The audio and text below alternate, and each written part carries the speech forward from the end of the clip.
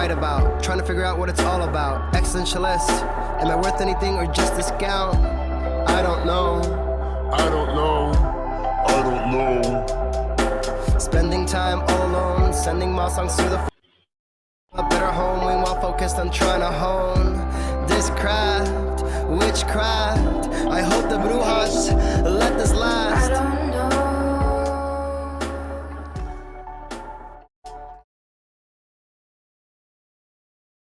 That was the great sounds of Watson with Outside on WNHHLP 103.5 FM New Haven. Myself, Prestige, with my partner in crime, Long Island raised, Elm City made, EZ Bluez is in the building. EZ Bluez, you're better with introductions more than me. Who do we have with us today on Behind the Brand?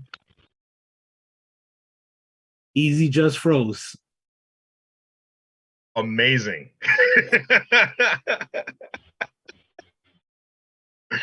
I heard great things about you. I heard amazing things about you. I'm horrible with introductions. EZ's background live. EZ, are you with us? I guess that's a no, but please introduce yourself to our audience on Behind the Brand. Sure. Oh, is EZ back? I hope so, because he's going back and forth. My name is Anatar Marmol-Gagné. Yes. There we go. I just didn't want to mispronounce the last name. You know, that I appreciate that. Out of respect. Out of respect. EZ, can I pass the ball to you? What's going on? Hell, am I back? You're back. Talking like back, that, like your voice sounds amazing. You're like a chipmunk right now, bro.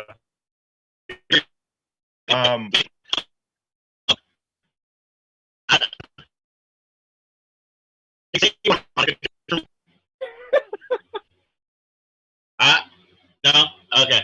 I just wanted to check. All right, see, now we're back to regular time. Yeah, we are. Yeah, there you go. Now I can hear. Now I can hear your actual voice. No joke. You sounded like, you know, like the fun ones. But besides that,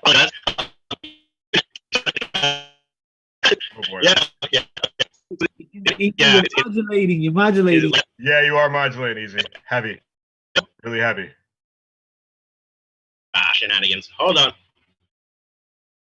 All right, so start and I'll get there. I understand. Amanda, what's going on? So Hello? Anatar. It's Anatar. Anatar. I'm sorry. It's okay. It's going it's back all right. to my wells. Also, let's restart this WNHH LP 103.5 FM New Haven. Myself, Prestige, with my partner in crime, fighting to stay alive, EZ Bluez. Anatar, how are you? What's going on? Please tell the audience about what you do. I'm great. Thank you so much for having Absolutely. me today. Mm-hmm. I am an artist and a puppeteer in the New Haven area. Awesome. So I do all sorts of things. All sorts of things. Why puppeteering? Why puppets? That's a great question. So I started painting when I was very young, and it was so I did fine arts and I did sculpture and I also did dance, and I kind of did that my whole life, also with some writing. And it was almost kind of like the constant search of, this is good but not quite it. And so it finally led me to, and puppetry was always around in my life, and I've always loved puppetry and puppet theater, but didn't really click that it was just the crossroads of everything that I've been doing pretty much my whole life. And so about 12 years ago, I really started doing it seriously, taking it seriously. Like, this is really something. I had that aha moment, like, this is what I want to do. So okay. It happens like that. Now, what can I expect out your whole show, your whole piece, your whole art? What can I expect when I go into your piece? Tell me about that. It's always very personal. Well, I think, art or music or just the arts in general comes from a very personal place, whether we acknowledge that or not, or realize it in the moment or not.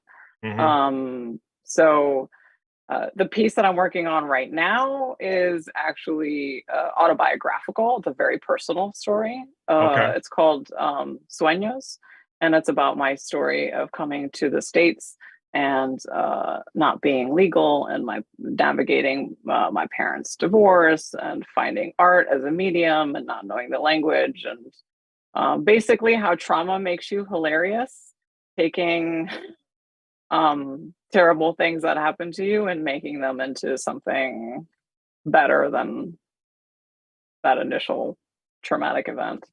So that's what I'm working on right now. But in general, I have, funny pieces. I have silly, goofy pieces that really are just, I love making people laugh. So some are just for fun's sake.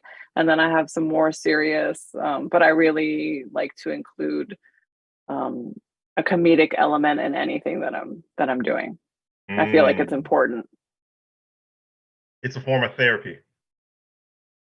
I don't know if it's a form of, it can be therapeutic.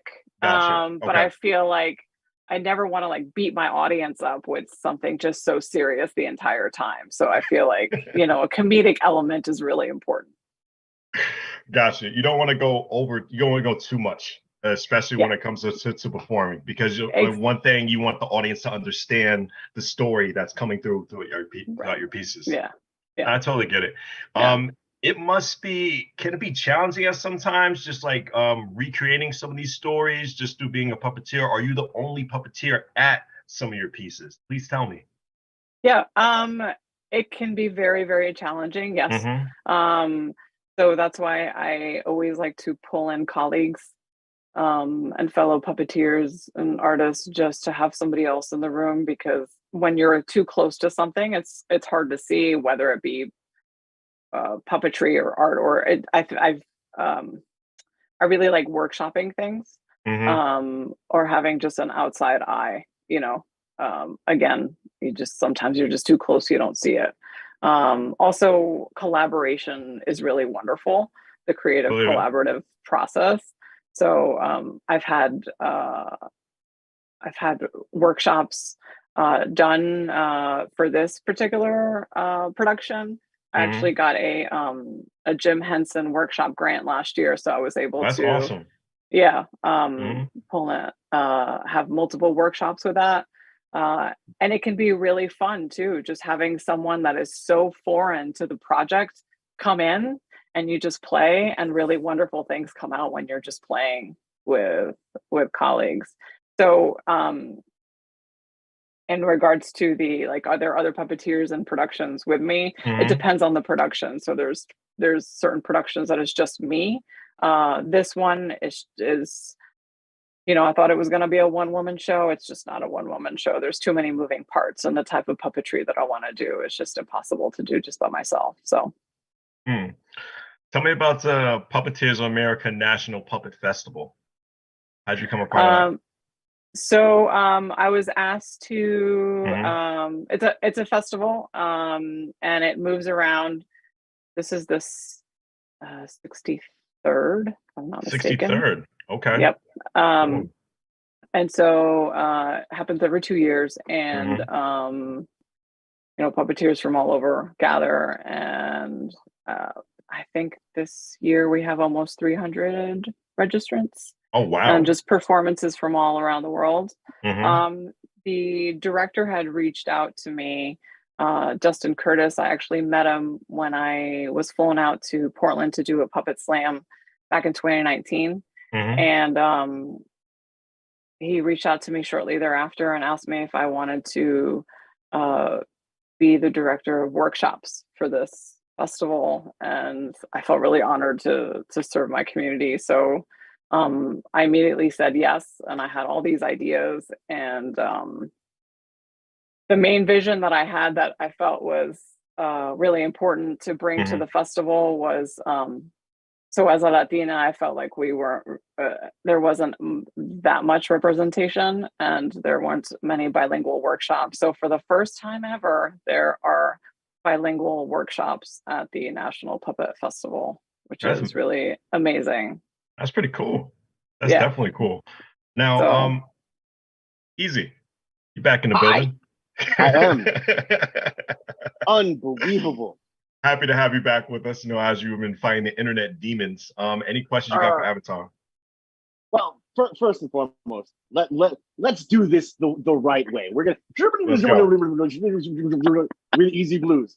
Ladies and gentlemen, I want you to truly understand and see how important life can be. It is those little moments in life that can create so much beauty. From the time you first heard, it's time to start the music.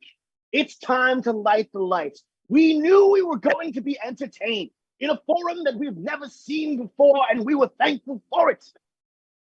When we can take our imagination and bring it forth into the world, something other than just our human form, it is truly amazing. And today, on this very show, we have one of the best in the game, someone who does something that we just heard has been going on for 126 years.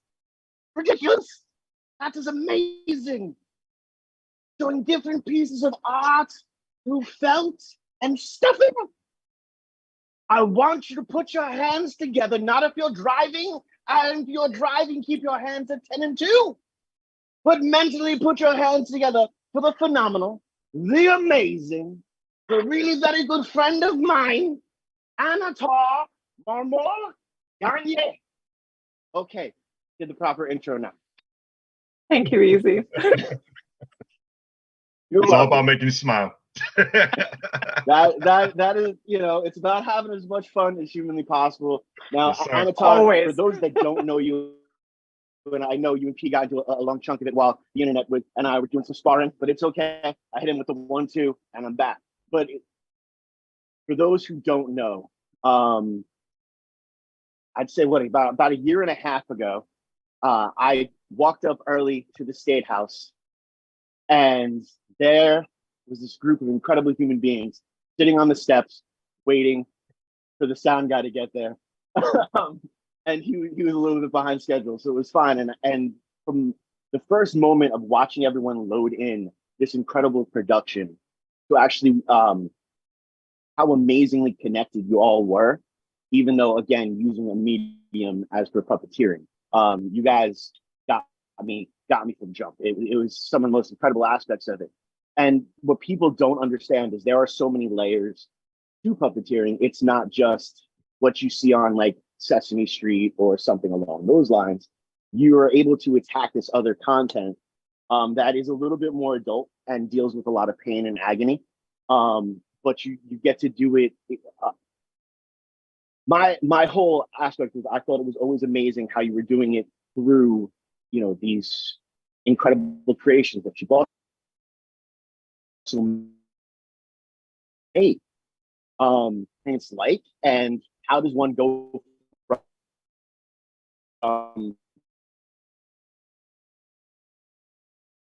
oh no. Seeing my friend's enthusiasm is on point on WNHH. And what is a puppet LP 103.5 FM New Haven. Easy, you're going in and out, buddy. I love you so much, and I love your energy. Truly enthusiastic, and you're making our guests smile, but you're going back and forth, brother. It's going crazy. It's going insane. But I did hear the question. I did hear the question, though. Okay. I did. All right. Yes. So answer that one question. I can retaliate back. Go right ahead. I think Easy was asking about what is a puppet slam, right? Yes. So continue. So a puppet slam is an evening basically of short form puppetry, puppet theater. Anywhere, 3 to 8 minutes. It can be something that's been polished. It can be something brand new, and it just runs the gamut, right? It could be very experimental. Like tonight, actually, I am performing at the Puppets Come Home Coney Island Puppet Slam, and I'm doing something brand new. Okay. It's an excerpt from the production I was telling you about, Sueños. And so, I just made some cardboard puppets and again, trying something totally different because I like to try different things all the time. But it can be, so it's short form puppet theater for adults. I mean, the mature audiences. Cardboard puppets, how difficult can that be? Because it's not from your standardized, puppet, to control. For this one, Right. it's more of like I'm doing like caricatures. I'm actually It's an excerpt from Sueños, so it's like I'm doing my family tree. And so it's all kind of just the immediate family tree, my grandparents, my parents, and then my dad's wives, and and I'm using a lot of string and just kind of the entanglement that family can kind of create and tie you down with. So that's what I'm doing tonight. So that's a different one. So it's very simple, flat paper puppets. So nothing too complex this evening. But Easy has seen more of my complex stuff. And you're muted, buddy. And you are muted, Easy. You're muted. There we go. Radio, interwebs.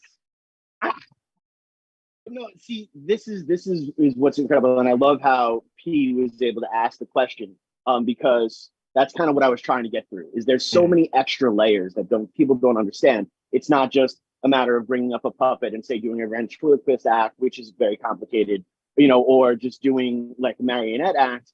You're also setting the music in the background. It is a production. The music in the background. If you have any say on how the lighting is supposed to go, you make sure that you're setting up the moods properly, where some people who go out for like more conventional, like going to see a band or something like that, the band pretty much has no effect on what it's going to be like for the lights, or if there's going to be a projection or anything like that. They're just there to play the music itself.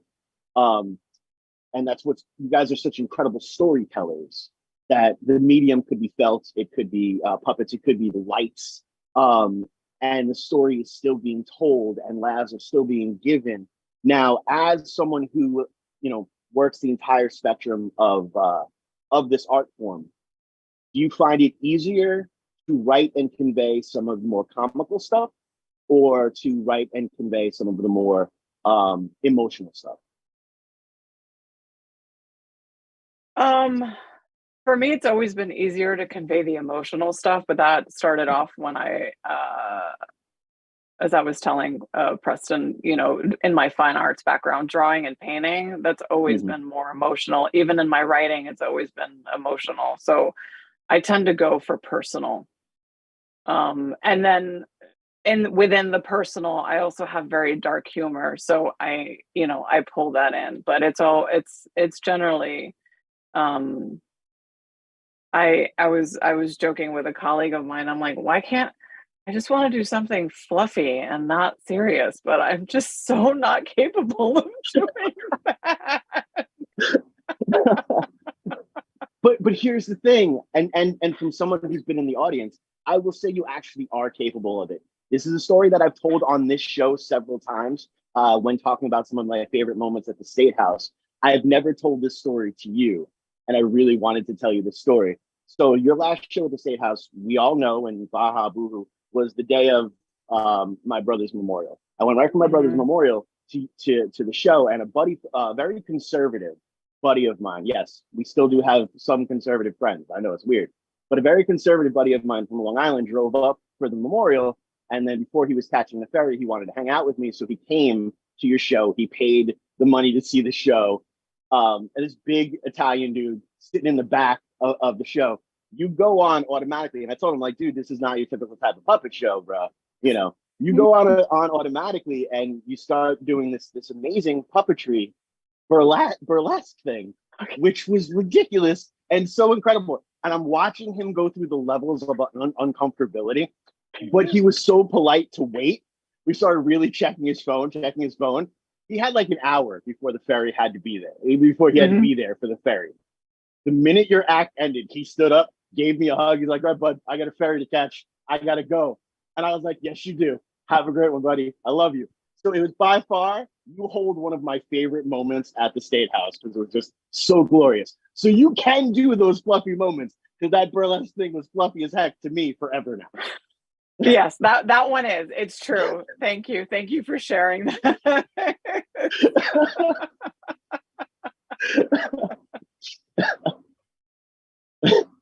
So there you go.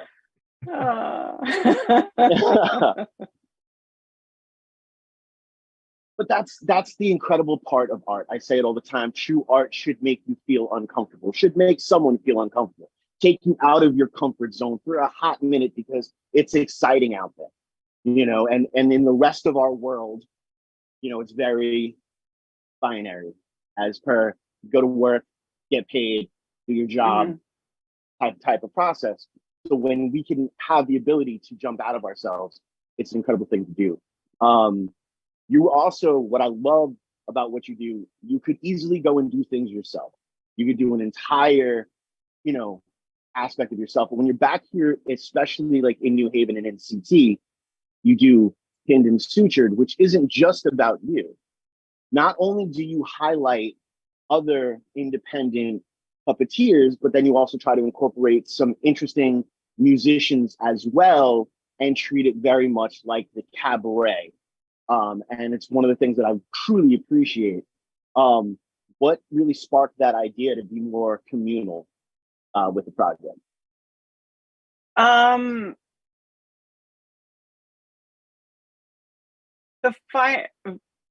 me just back. The fine arts is very singular, right? So it's very much in your studio and doing that.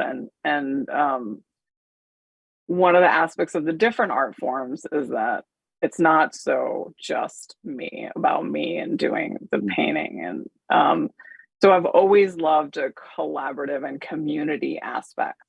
And so something that is really truly special about puppetry and Easy, I'm glad you've seen it and people that come to the shows see it as well, is that it is such an incredible giving community, right? So if I say, hey, I need help with this, I've got people ready, like, what do you need help with? Like, I'm good at this, or I can do that, right? And the same thing, like somebody needs help, I'm just like, what do you need? I'm here. So it's it's just the type of community that it is. Pinned and Sutured, I wanted to make sure to have it's not about me, it's about the community and having space for other artists and any art form to have space on a stage and share what they do, because there's so much talent, there's so much beautiful things happening around us, that I didn't want it just to be the one thing. I also feel it's really beautiful when different art forms come together. They don't need to be separate. So I really like to showcase that. And just like, I also love meeting new people and discovering new things. So by the more people you include, the more you're exposed to, the richer I feel like you become, and also you share with other people in the audience. So it's really, I wanted it to be a very welcoming, nurturing community environment. So I try and pull in as much as I can. That is awesome, and I love, you nailed it right on the head. I was actually this past week, I went on a walkabout adventure, and I got to see this incredible movie, Warm Bodies. It's a cheesy kind of thing, but you know, got to see it with an incredible human being, and the whole point of it, the whole metaphor was, you know, you are a zombie until you have that personal human connection, and that can truly bring you back to life. And art is such an important part of that, and the fact that you truly understand that communal aspect, you know, especially in the entertainment world, where, you know, as Hunter S. Thompson has said many a times, it's full of liars, cheats, thieves, backstabbers, pimps, johns, and prostitutes, and there's a downside. So it's constant. I love how incredible the human being you are while doing all of this. Because it's very easy to, as per Steve Miller Band, take the money and run. But you make sure not only does everyone eat, and really everyone eats, actually shows up with like 19 or 17 orders of cupcakes and forcefully gives you one, even when you don't want it. You're like, no, well, you're going to have this now. And then like yells at you if you have not eaten it before it goes out. That's the type of person you are. And I want everyone to know that, because, hey, they could come to a pinned and suture and might get a cupcake. That's important. That's a selling point to something. Yeah. You know what I mean? Hey, food's important. I got to feed my people. So what started the journey from fine art into puppetry and engaging in that community? What in your artist brain said, I need people? Because I've been a solo artist and it took a lot for me to want to see people ever again. What changed for you? The inciting event was, so I had been, painting, drawing, sculpture, dance, writing. I did my undergrad in writing, and it was, and it was just, and then I was making these kind of creepy dolls and kind of puppet-esque kind of sculptures. And, again, puppet theater has been in my world, my whole existence, from watching it on TV to,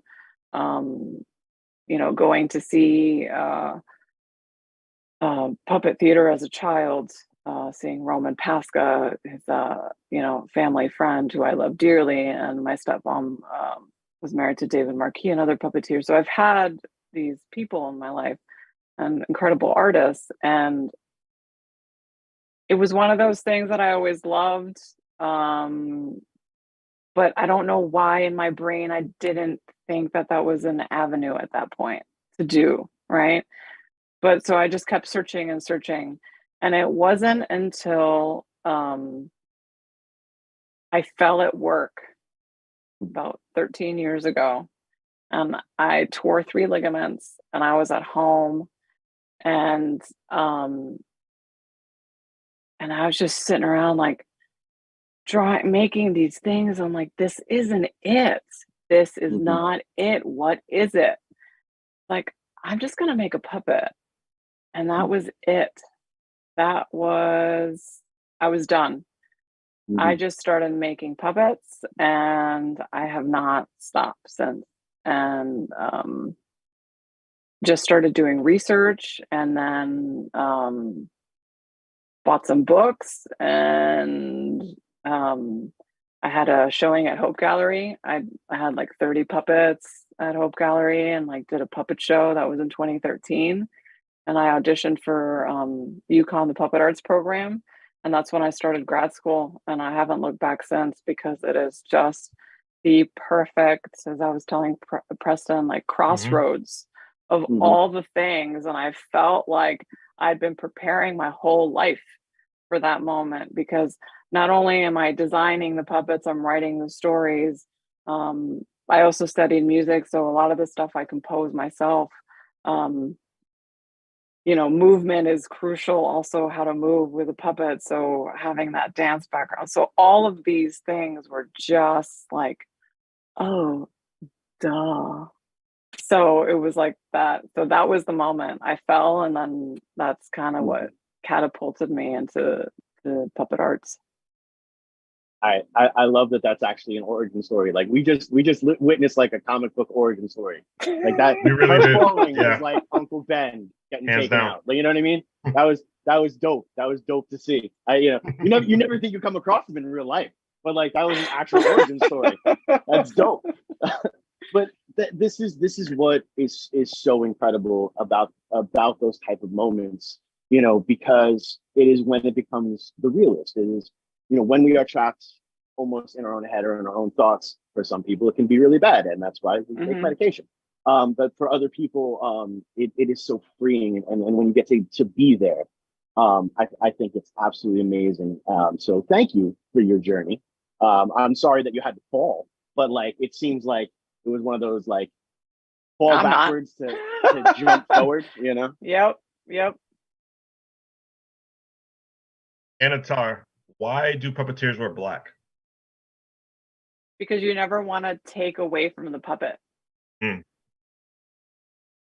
I mean, there are, it for the most part, all, we call them our puppeteer blacks, but you never want to take away from the puppet unless you are part of the act. Mm-hmm. Mm-hmm. Otherwise, you just don't want to stand out. Plain and simple, you don't want to take the spotlight from them. No, yep. Mm-hmm. Just a random thought in my head. Go ahead, Easy. My apologies. No, but that makes a ton of sense too, because when you can tell a story correctly, you should the listener, even when they're sitting there and visually watching it as well, the listener should be able to fall into their imagination. And it's an incredible way. And you all are such incredible storytellers in that aspect where everything else does fade away. Mm-hmm. You become very focused on the movements, or you become very focused even on the timbre of voices and how certain modulations will happen, different things like that.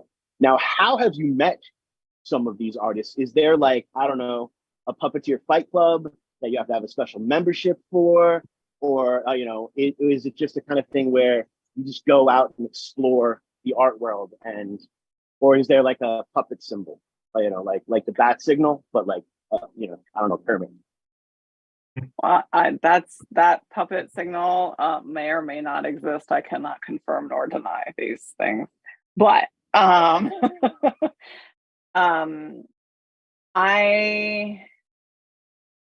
met quite a few people actually when 2013 the National Puppet Festival was in Swarthmore. I did something completely out of my comfort zone, and I went by myself, which is something that I've never would have done before, because I have some social anxiety, and going to a festival by myself was a very, very big deal. I was like, okay, I may have some panic attacks and some anxiety, but I'm going to do it because this is going to be really good. It's going to be great to be exposed to puppetry and force myself to do this. And so I drove down to Pennsylvania. And that's really when I realized how truly special this community was. I was there not even 2 hours. I registered, I went to the dining hall, and this beautiful redhead said, "Someone sitting here?" And I said, "No." She goes, "Can I sit with you?" And I said, "Yeah." She goes, "Hi, I'm Valeska." And I was like, "Hi, I'm Anatar." She goes, "Is this your first festival?" And I said, "Yeah." She goes, "Okay, I'll show you." And that was it. And she is this incredibly talented puppeteer in the Baltimore area.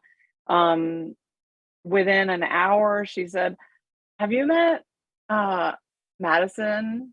I said, "No." She said, I need to introduce you to Madison. I think you'd really get along with Madison. Okay. So she introduced me to Madison J. Cripps, which you've seen perform at my slams. And then I just started she introduced me to a ton of people, and then that just led me to meet more people, and UConn as well. I started meeting a lot of puppeteers, all in grad school. And then once I started really performing in the Puppet Slam network, I got flown out to Portland to do a slam, to Austin. So I've met a lot of people just through that, and also the National Puppetry Conference at the Eugene O'Neill in Waterford. I've met some lifelong friends that are just really incredible people and mentors. So, yeah. And Anatar, you are an incredible person on WNHHLP 103.5 FM New Haven, myself, Prestige, with my partner in crime, Long Island raised, Elm City made, EZ Bluez is in the building. Let's learn about puppets. Go ahead, Easy. You're muted. Easy's muted again. It's a never-ending fight. Never-ending fight. Shenanigan. Ah!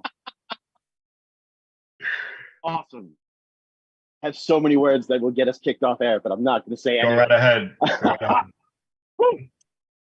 But what I love about this entire aspect is everything that you're saying translates into every single aspect of arts, period. You know, whether you're a songwriter or whether you're a fine arts, you need that community aspect. You need to go and do that networking aspect and continue to grow. One of the newest ways in this crazy entertainment world industry stuff is social media. How is your social media game? Do you like social media, and would you like to evolve with it? I have a love-hate relationship with social media. I love it because I can see what's going on, what people are making, or all the things, right? What people are up to. I definitely ebb and flow. I should probably post more. I have to set reminders to do more of that. So it's definitely a love-hate. I keep my website current. It's always current on what's going on.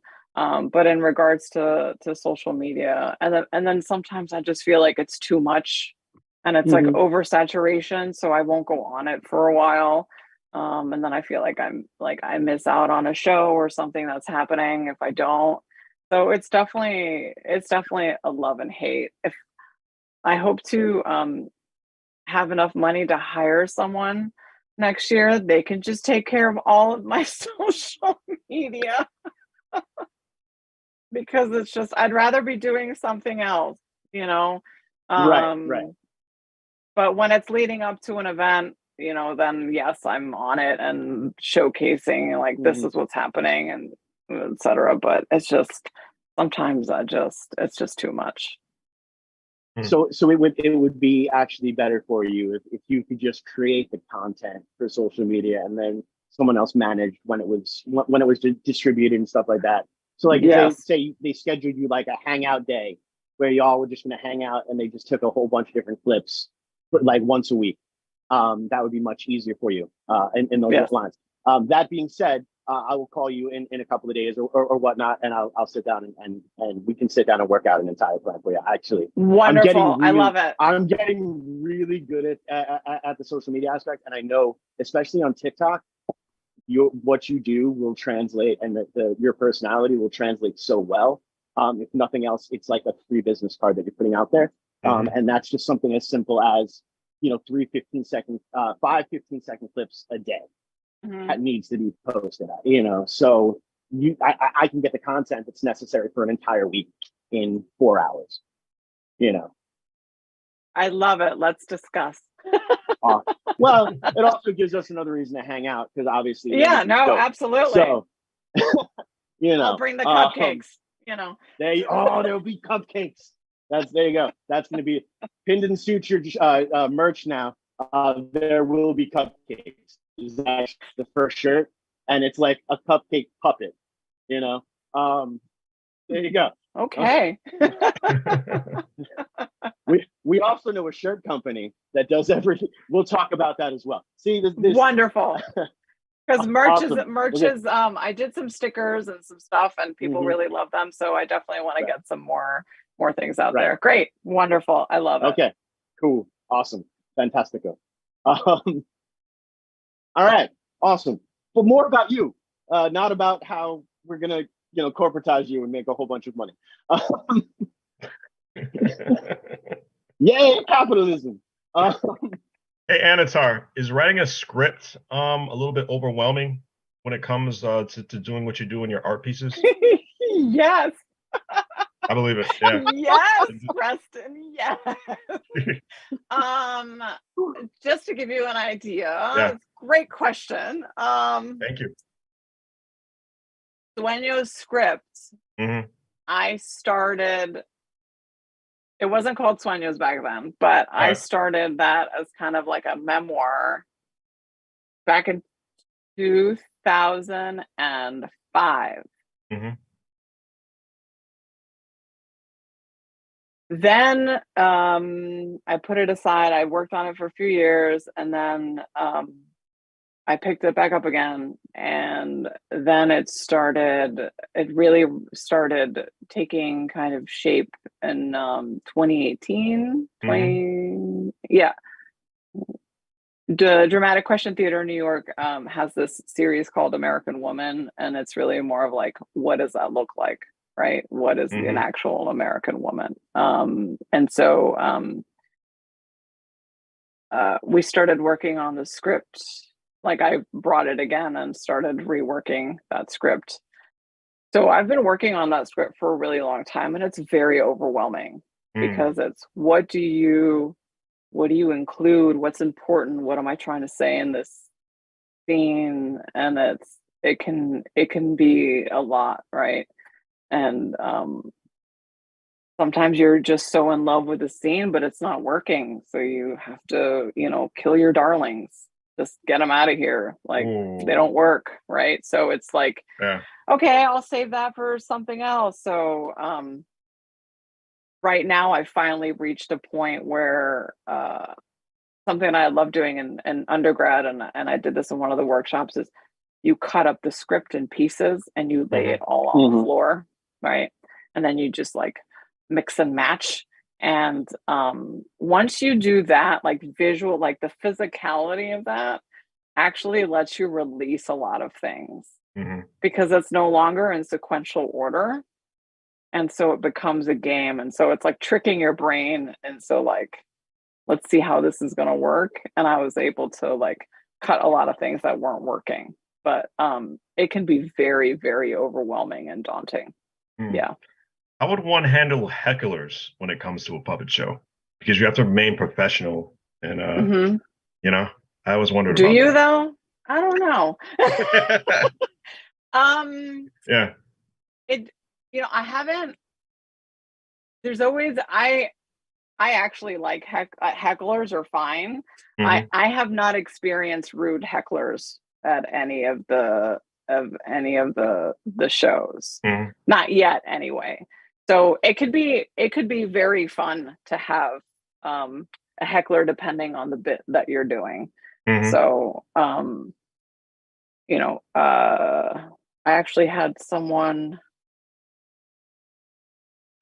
say something while I was on stage at the last slam, and we kind of went back and forth a little bit, and that was really fun. So it just depends. I haven't had a bad heckler yet, and now that I've said that, maybe I will. Well, hopefully not. Hopefully not, but yeah. Hopefully not. I know I've seen Easy on the stage, and he handles hecklers pretty well.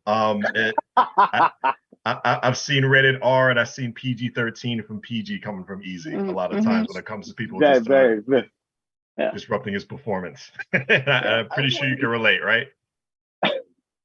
Oh, go definitely, and you, to know when to go PG and when to go rated R, is very interesting, and you have to have an incredible life experience to do that, because you never want to be the person that jumps up and yells at, I don't know, a 6-year-old.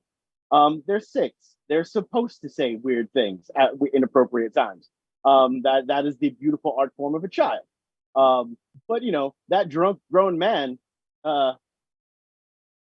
sometimes the forked tongue and the knuckles are prescribed E for everyone.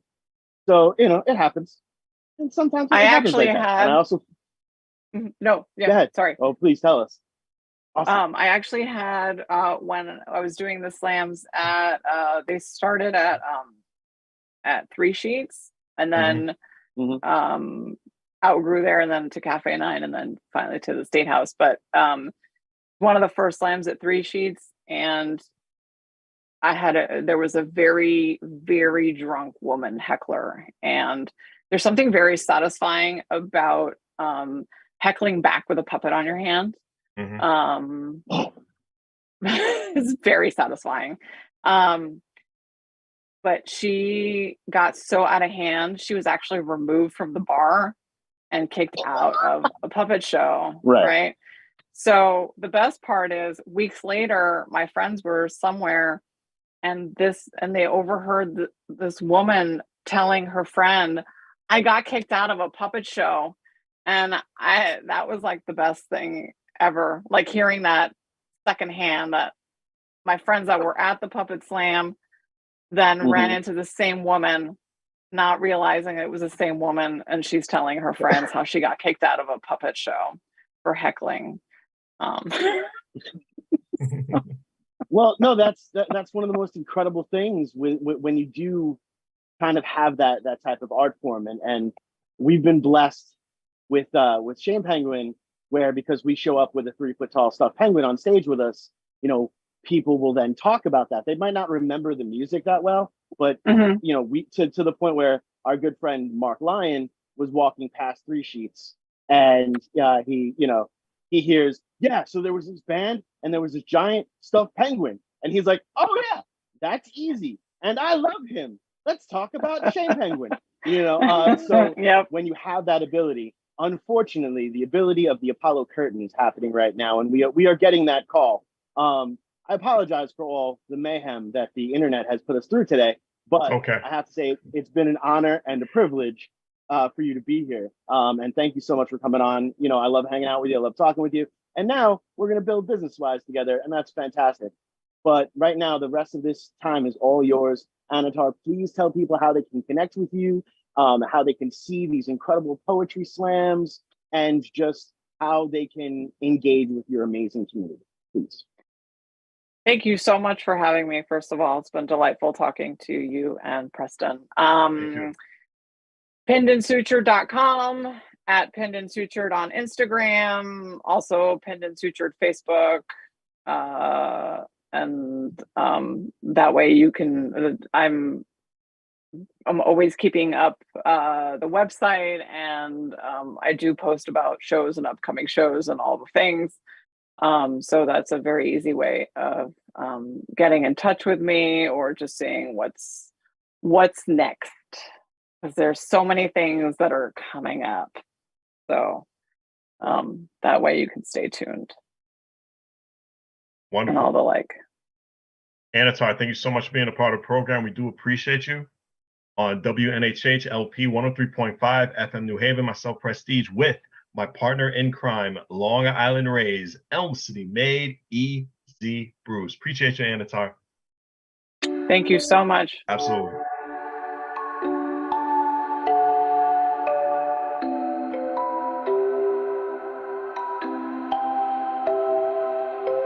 Wondering what to write about, trying to figure out what it's all about. Existentialist, am I worth anything or just discount? I don't know. I don't know. I don't know. Spending time all alone, sending my songs to the phone, dreaming of a better home, while focused on trying to hone